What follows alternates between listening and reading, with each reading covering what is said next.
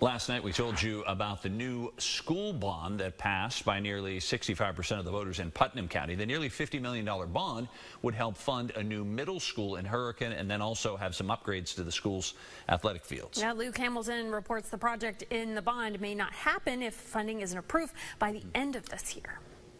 Nearly 65% of voters in Putnam County voting to approve this year's school bond, funding a new Hurricane Middle School and athletic field upgrades at every middle and high school. Xander Wagner is the owner of Bubbarino's Bites and Bubbles in Hurricane. He says voters approving growth will only help the community. It is nice to see anything new pop up because that simply just means that we're getting better as a society and a community.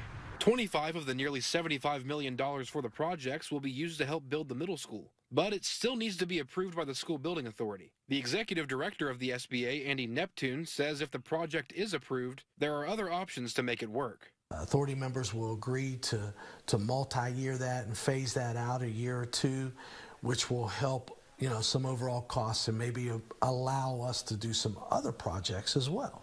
The president of the Putnam County Board of Education, Rob Cunningham, says if the funding isn't approved in December, they would have to put the bond's projects on hold.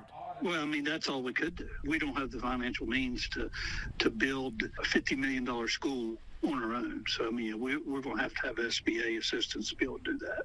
Neptune says they have superintendents across the state requesting funding, but it's competitive with only $54 million available. It's a hard process, and it's a notable process when counties go and pass bonds and those communities are in support with their taxpaying dollars. Neptune says superintendents will be presenting their plans to authority members on November 18th, and they look at the overall outcome of building a new school when selecting which counties will receive funding. In Putnam County, Luke Hamilton, WSAZ.